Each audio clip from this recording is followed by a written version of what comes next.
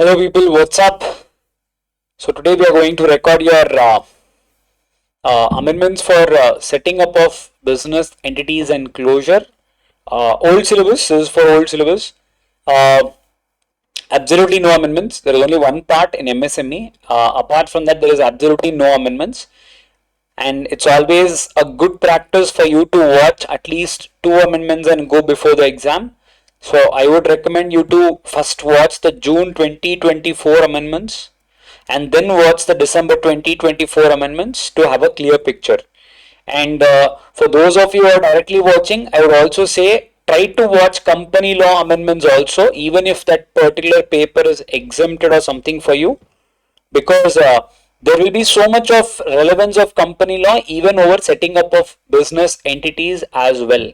So it's always advisable to watch company law before you guys always watch the setting up. Clear all of you?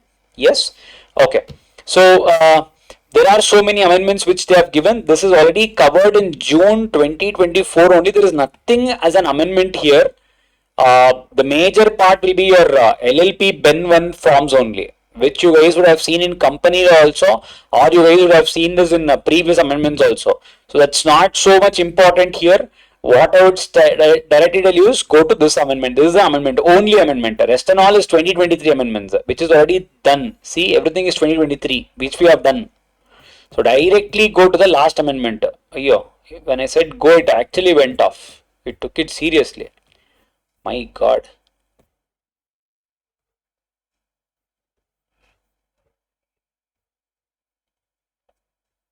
Okay, see here. Now, what is it, sir? There is something called as people. Okay.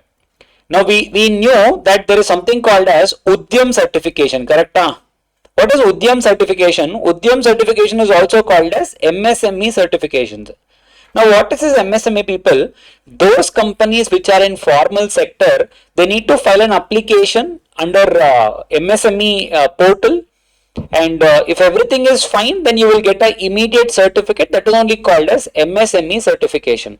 Once you guys get MSME certification, we have seen in the class, you guys will be eligible for a lot of benefits from the government. One of that is, there are many. One amongst it is called as people, there is something called as priority sector lending. If you guys remember, we had seen this in class. What is priority sector lending? Imagine people, there is RBI. RBI tells all the banks, AU banks, while you take up loans, you have to give loans, right?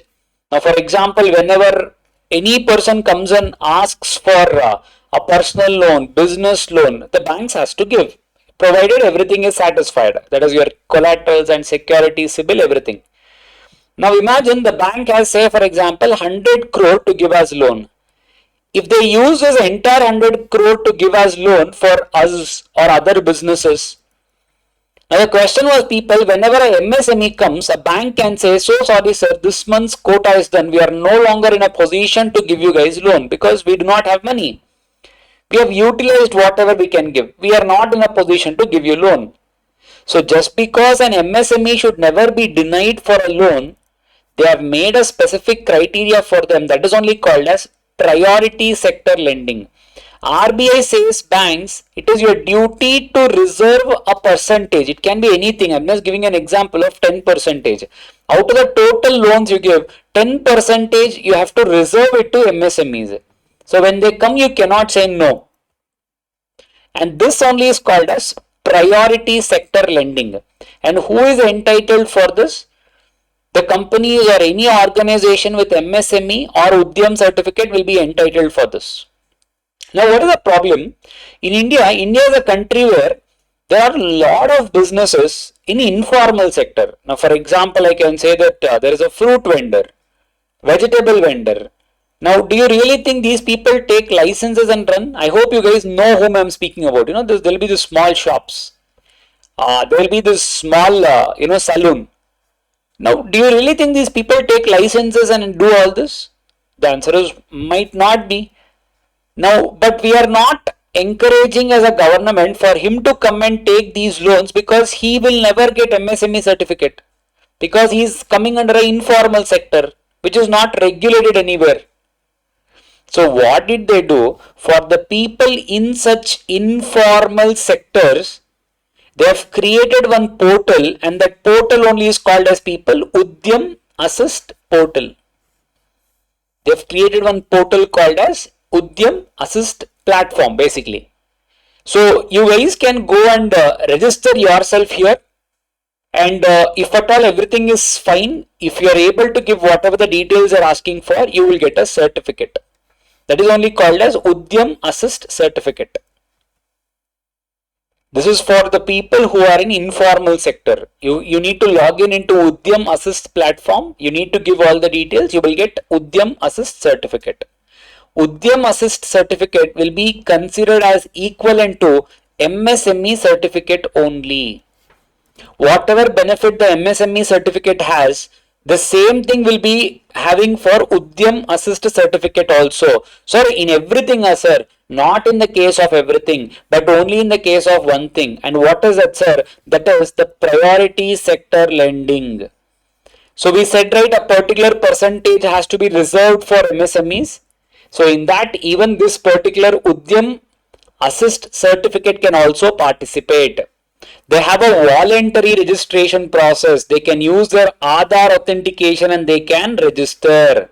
It's a voluntary registration process. Yes, Sam. That is this particular amendment. Yes, Sam. And if you guys remember also, you would have seen in company law one case. What? Imagine today you are an MSME and you have supplied some raw material to one of the company. And the company, you have supplied raw materials. And the company has not made the payments to you. Now, can you do anything? Yes, people. If at all the money is not paid within 45 days, MSME has a choice of going and complaining everything with one council. It is called as Facilitation Council. MSME Facilitation Council it is called. You can go and lodge your complaint there. What will they do? MSME Facilitation Council will send a notice to the company. They are telling this, is it true? If yes, then first pay off. He will pay off. But what he might say, sir, you know why I didn't pay? They have supplied me the raw material, sir, but kalpe, not at all good quality, completely waste quality. But MSME says, no, sir, we have given the best quality. So there is a fight going on. Now, how do we resolve it?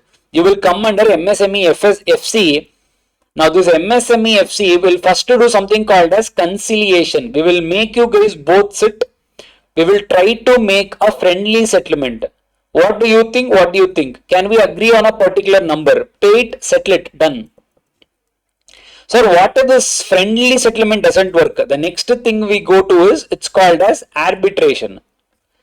So if you guys are not able to decide it, then I will only decide it. Says who? MSME Facilitation Council. They will only say, okay, I will tell what to do. You guys have to follow it.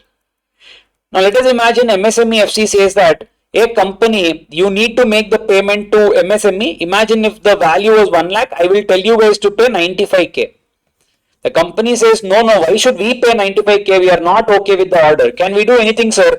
Yes. Whatever is the order passed by MSME FC, that order is always called as award.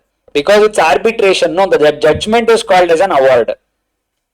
Now, can we challenge this judgment passed by the MSME FC, sir? Yes, you can go to any court and you can challenge this particular award.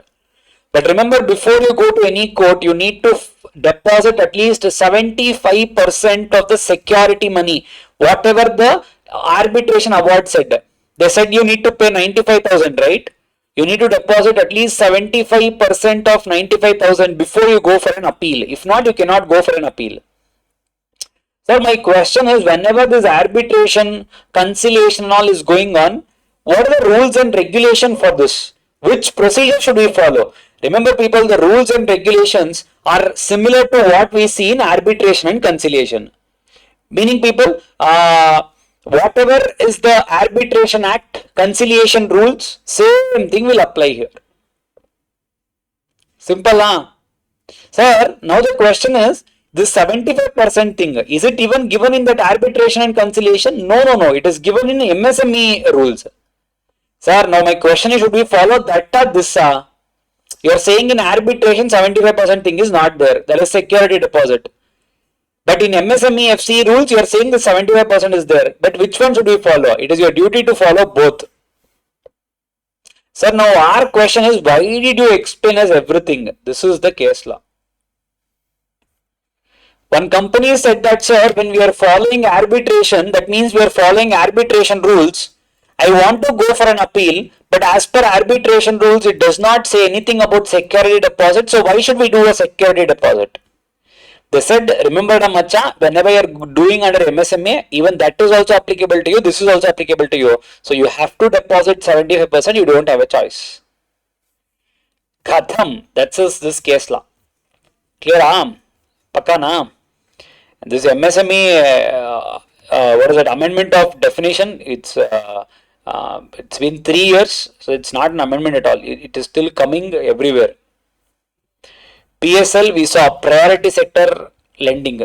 They can also participate. Correct? That's all, people. There is no other amendment in setting up. That's all. Clear, all of you? I hope that's all. Simple amendments, nothing to worry at all. If there is any doubt, let me know. Thank you so much, people. See you all. Bye-bye. Wish you guys the best for your exams. Yes, people. Bye-bye.